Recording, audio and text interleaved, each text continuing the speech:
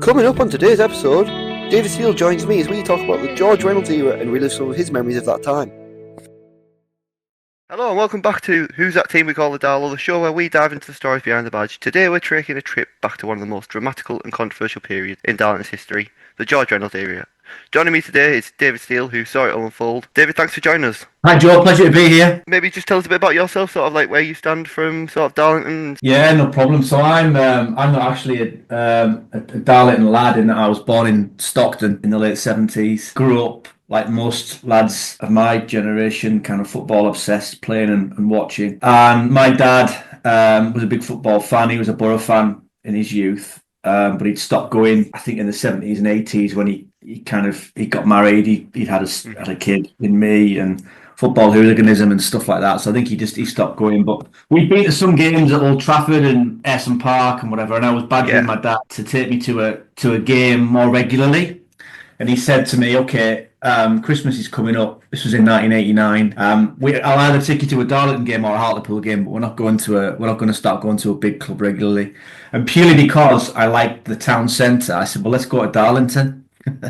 Good choice. we went to Darlow Barrow Boxing Day 1989. It was a big game. There was about 4,500 in. It was a 0-0 draw, and Feethams and the team and the kit and the people just absolutely sucked me in. And we went back 3 days later and we beat Chorley 3-0. We just bought Gary Gill from Middlesbrough, who was superb. Made his debut that day, and we just basically never stopped going.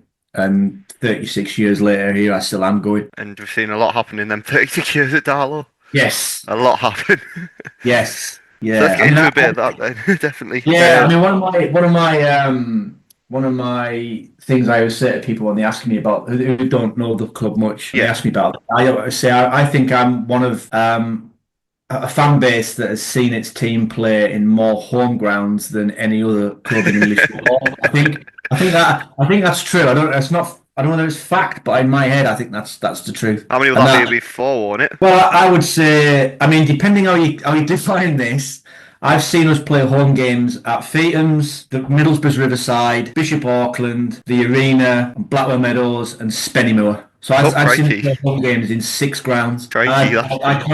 I can't think many other clubs have done that, right? No, I can't think of any, to be honest, that have played in that many. And that weaves into the story of the last 30 odd years of following this club, I would say.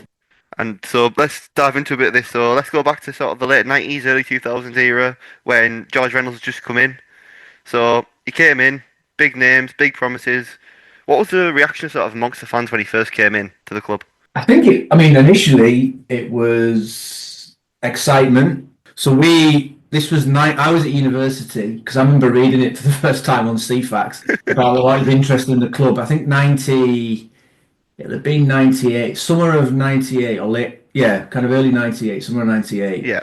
We were in a bit of trouble. We built the East Stand at Feethams and the club had no money and it was on the verge of bankruptcy yet again. And all I knew when I first heard the news was, local millionaire entrepreneur wants to buy the club and, kind of take it, progress it on. So I remember ringing my dad at home from university and telling him, and he'd said he'd seen the story. And my dad worked in the kind of ironmongery DIY trade, and he knew of George Reynolds through the chipboard business. And he was, if I'm being kind, he was a bit more cynical about it all than I was, and he was proven right in time. But at the time, I just thought, a wealthy local guy, he's going to put money in.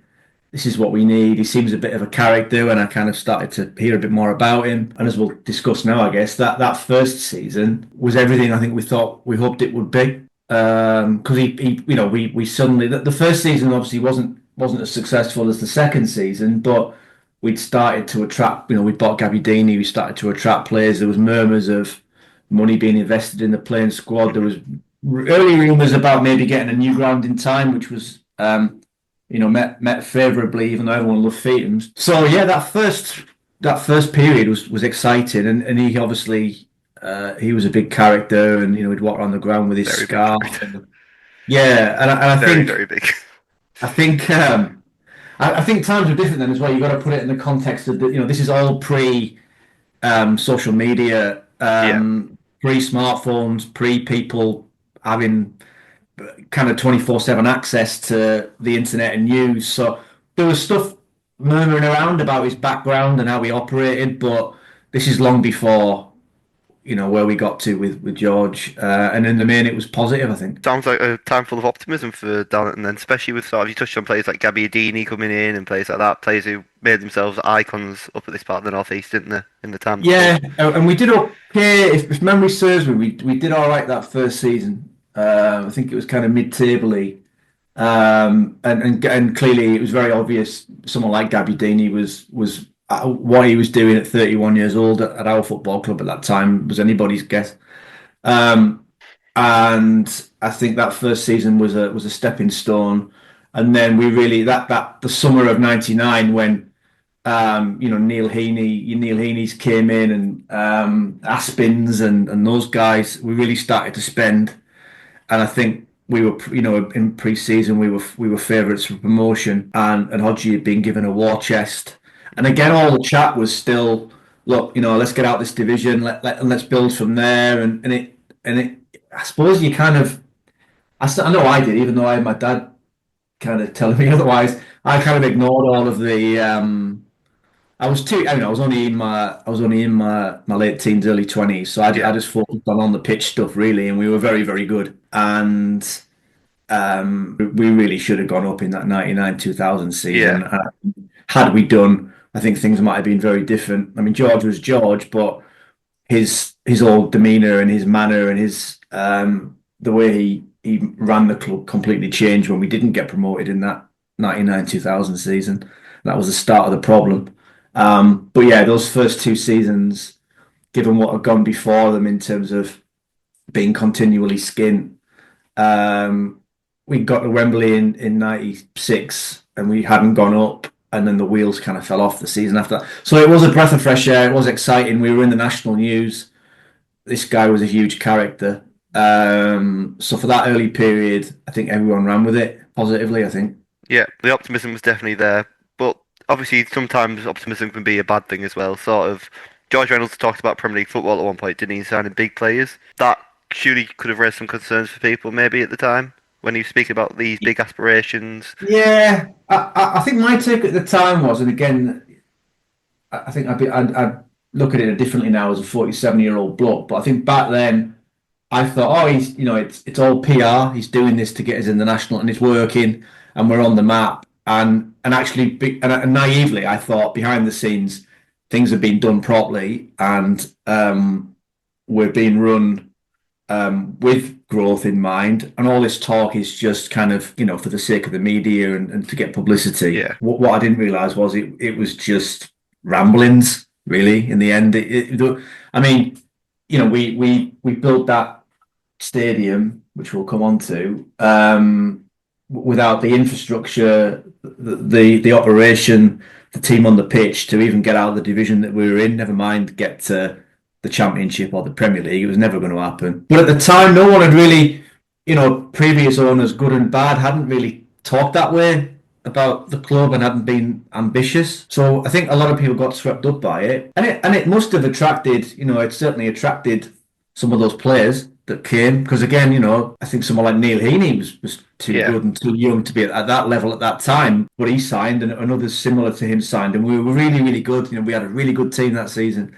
So it worked, but the turning point was not going up. And then everything seemed to change apart from building that ground. But building that ground was clearly linked to George's ego, nothing to do with the wellness of the football club. yeah, And that's what became apparent over time, was it was all about him and nothing to do with with the club. the club and the fans, who Yeah, he think actually he had a lot, in time he had a lot of disdain for. yeah. It's that's where you can tell a club's gonna go when sort of you see these things with the owners and the fans. You see them stand off. You touched on that season then, that 99 2000 season. Yeah. I'm a bit too young to remember that. I was only born in '03, so it's before my time a little bit. Yes. But can you just talk us through that season a bit? Maybe sort of like what occurred and why the sort of defeat in the playoffs meant so much to the project Yeah. flipping.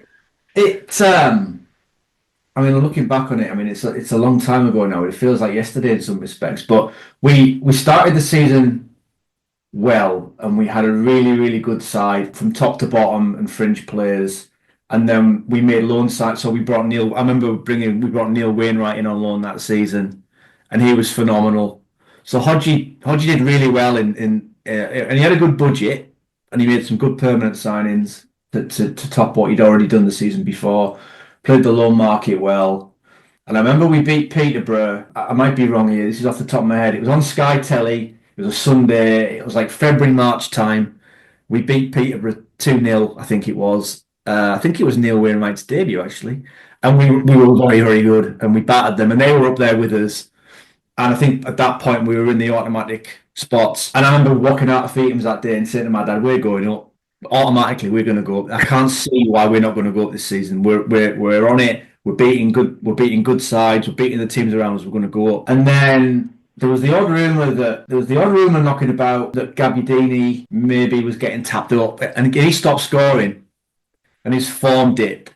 And then we went on a run where we didn't win for it. We were drawing where we would win, and we were losing where we would draw, and we just slowly started to dip down the table, and we landed in the playoffs. Mm-hmm. And I think that was the start. I think psychologically, everyone thought we were going to go up automatically, and we didn't. And you'll know from following football that if you often teams that get into the playoffs in the final couple of days of the season where they win and they jump in, they do really well. Where teams that have dropped in from above often don't do well. We got Hartlepool, so we had that boost of playing a local rival, and those two games were excellent. We beat them away. We got a penalty late on. Glenn Naylor came on off the bench, did a beautiful dive right in front of the away end, got a penalty. Gabbiadini tucked it away. We all went mad.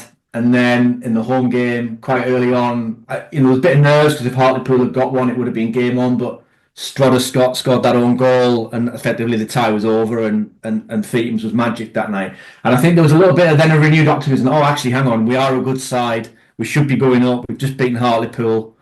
And then, of course, the whole thing fell apart at the playoff final in that we were playing Peterborough, and we were confident we could beat them. We'd beaten them in the league twice, I think. Then the game got switched to the Friday night because England were playing a friendly on the Saturday. I think it was Brazil. Totally meaningless game, and of course they were going to ruin two football clubs' chances of a good game by meaningless England friendly. I drove down with a friend. It poured down the whole day. Sad things to come. Yeah, it was a bit of an omen. I subsequently found out later on that the team didn't travel down in great style, and they travelled down on the day, and it was all George would pay for this, that, and the other, and it was all the players were, their mindset wasn't great, kind of travelling down. Mm-hmm. The pitch was a swimming pool. We absolutely battered them, and we lost 1-0. And it poured down all night. There was puddles everywhere. I think it hampered our style of play. Yeah, Peter were great, to be honest. I can remember I was sat side on from one of the goals, and Gabbiadini went through, and he had a shot, and it ran. I thought it had gone in, and I was celebrating, and it had ran right along the outside parallel of the net. So the net was ruffled. And I thought it had gone in, but then the ball carried on after the goal, and obviously it had gone past it. Oh. And then we all celebrated, and then we thought, no, it hasn't gone in. No. And then they went down the other end. Craig Little did an immaculate tackle on the line. It was still 0-0, and then Andy Clark scored the goal. And I remember turning to my mate and saying, we ain't going to come back here. This is just, the omens are terrible. Yeah. And then we lost, and then there was that whole Gabbiadini walked off the pitch and threw his shirt at a fan and walked down the tunnel. We never saw him again. Gary Bennett did a huddle in the middle of the pitch with the team. Hodgie wasn't with him, and I was like, that's a bit strange. And from that moment on, not going up, everything changed, and that whole thing that had been built across 98, 99, 99, 2000 pretty much died that summer. And that was the beginning of when everything went wrong, wasn't it?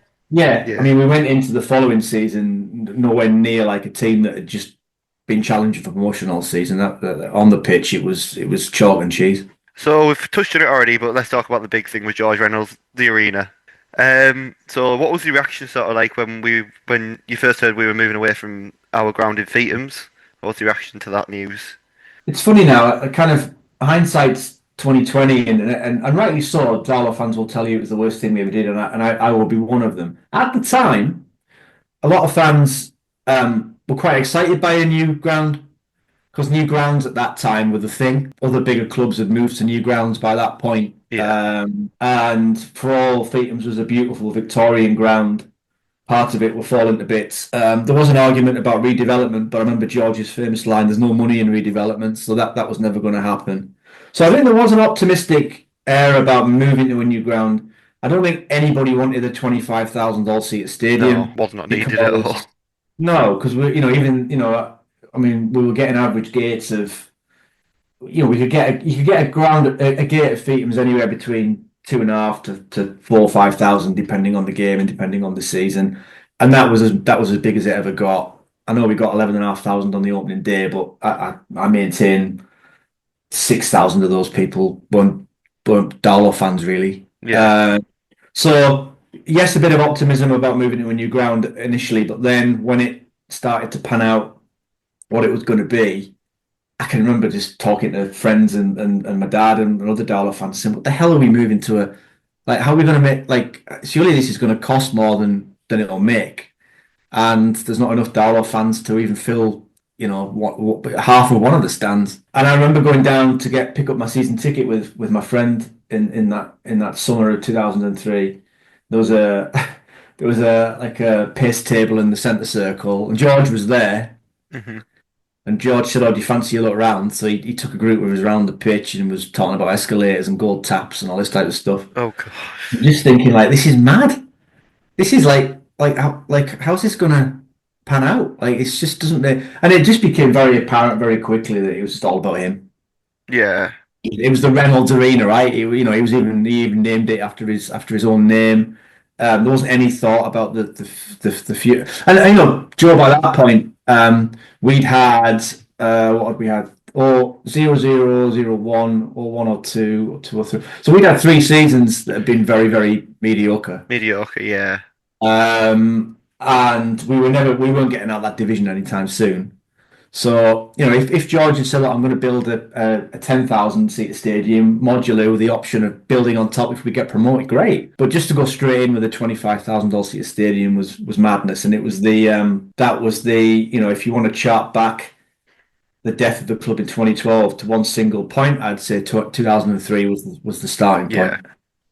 I think it's definitely the point where you can mark it on a graph where everything just goes Yeah. downhill, isn't it? Definitely. Yeah, well, we had our first administration within a year of that ground opening, and that was the first one of three over the next 9 years.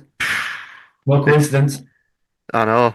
It's like almost like opening a new football stadium costs a lot of money. Yeah, who Uh, knew? And you knew that like the 3,500 people couldn't fund 25,000 all-seater stadium. Even your most basic maths would show you that very quickly. So I yeah. think what the thinking was beyond an ego making all of the decisions. So the last match at Feetham's then will have been the last. Was it the last match of the previous season? Wasn't it the last match? Yeah, Leighton Orient, that's right. Yeah. What was the mood like on that day then? Were the fans a bit upset That's a to great be leaving question. Feethams? Yeah, that's a really good question. It was really weird. I remember we stood on the South Terrace by then, and there was a good crowd in, and it was a good game. It was 2-2. I remember Neil Wainwright. I think he scored the last goal. And there was a sadness. I think probably that day maybe a lot of fans realised, or it's like when you move house hmm and you're putting the last item, and you go and you walk around. Maybe I'm just sentimental, but you walk around the house for the last time, and you think of all the things that you've done in that house. Yeah. Even though you're moving somewhere new and it's exciting, you get a little bit of sadness in your heart. I had that feeling. I remember my dad saying on the day, "We're going to regret this," and he was dead right. So it was a strange. The game was almost irrelevant because the season meant nothing. I remember a lot of ex-players came on the pitch, and there was a big parade, and that was nice. And there was a commemorative program which I still have. So the club made a good little, and there was a do afterwards. I didn't go to it, but there was a do afterwards in the main stand. comedians and a band and stuff. I think Mission Impossible got involved with organising some stuff. So they did a lovely job of it. But yeah, it was a weird atmosphere because it was that meaningless end of season atmosphere combined with we're leaving this place and we're going to a strange, big, odd ground that I don't know whether we how it's going to pan out. So it was a really odd feeling. Sounds it to be fair, yeah. I mean, any kind of thing like that, sort of, you'd be feeling sort of that way, wouldn't you? Especially when it's been your home for your whole existence, and then Yeah, you're leaving. yeah. I mean, there's fans who've been going to Feetham since the '60s, right? So they've been going as long as I've been following the club now. And we were moving. I've been going since '89, and it felt like I've been going there forever. Yeah. So those older fans at the time, it must have been a huge wrench. But George, to go back to the point I made, George didn't really give a crap about Feetham's. No. He wasn't interested in its history, or he wasn't that kind of bloke. He wasn't a heritage man, George. So any notion of, well, this ground's been here since God knows when, and the club's been playing here for years and years and years. And actually, with a lick of paint here and a bit of redevelopment there, it could be a brilliant. I mean, that East Stand was only 6, 7 years old tops, and it was a hell of a stand. Oh yeah. And the tin shed, we still stand in it now. So the tin shed was all right, a bit of paint here and there. South Terrace, I really so there was only really the kind of the west side that needed work doing, and it would have been fine. But that wouldn't have worked for George's ego. And then he left. He'd left within a year after the stadium was opened, after the club had Um, fallen in yeah, administration. my timeline's a bit hazy, but I think a year, 18 months or so I he'd went down gone. as January '04. You'd gone. Yeah, so not that long. We were in administration. That there was a bit of optimism at that time, if I'm getting my dates right. I think Stuart Davies came in as kind of interim Hmm. chair, and Harvey Madden came in as administrator, who was a good man, and we've still got the Harvey Madden Award in Thought his about name. very well as And, club. and Yeah. Stuart and Harvey, they got it, and they really got him, in their own way. They really got touched by the fan base, and we owe those two guys an awful lot, and people like Craig Liddell and players who played for no wages, and fans who put money. I remember, I think York City came to a game in big numbers, and they put a lot of money in buckets for us when we were raising cash. So lots of people are to be thanked for keeping the club going at that time. But no matter what anybody did, whilst we were in that stadium, it wasn't sustainable. No. It was always going to be We leaking had money, we wasn't it? had because we had proof in that put in there was we had those two good seasons with Dave Penny, Yeah. or 6 or 7 or 7 or 8 in that ground, and crowds were decent, and we had some good players, Pavel Abbots and Bergmeyer, and those types of lads that played, and we had a Yeah. good side, and even then, we went we were going for promotion, and we went into administration because we couldn't. The money that was going out, we couldn't match with money that was coming in, and that ground was a huge reason for that. It was sort of like a leaking money, a money Yeah, faucet, you could say, and it was it, leaking to touch it was on always it was George always Skull Taps. gunning. Yeah, it was always Yeah, gunning. his gold taps were leaking the money. And as a ground, I assume, did you? So you were born in '03. So did you go to games at the arena when you were a I've kid? been to the arena, yeah. Yeah. So you'll remember that it wasn't a nice place to watch It football. felt empty. It always felt empty whenever I was in there. Not empty. There was no elevation. So even if you were sat fair back in it didn't. You didn't. When you feel like you're all the East Stand at Feetham's, the new East Stand at Feetham's, when you Yeah, were sat at the top of that, it felt like you were on top of the pitch. Whereas the arena, it felt very flat and the elevation wasn't great. So yeah. the view of the pitch was never, and the pitch felt miles away. It was always Yeah, that one I windy. noticed. Even on a nice summer's day, it was windy. Yeah, Um, I met some people at the arena when we first in 2003 who I still know now and still go to the games with now, and that was the best thing that the arena did for me, was it introduced me to Darlow fans I didn't know at the time. But other than that, I haven't got even the Dave Penny era, which I liked. I haven't got many fond memories of watching no, football there. Well, not nice with no. and same with the FA Trophy run that season, where we won the FA Trophy. Um, I can remember games, but I don't remember feelings that I had at Feetham's and feelings that I had at Heritage Park Mhm. that I ever had at the arena watching Darlow. To be fair, it's fair enough. That stadium sucked the life out of the club.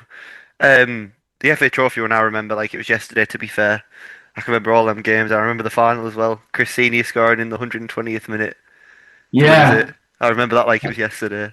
I mean, I don't because I wasn't there because I was at a wedding, Oh, and a few other Darlow fans have stories as to why they missed. People who were actually at that game missed that goal because they were getting a train or they were on the tube. I one of my good friends got married that day, and I couldn't, in all conscience, go to miss his wedding. So I followed it on Twitter. Having been there in '96 when we lost, and I've been there in 2000 when we lost.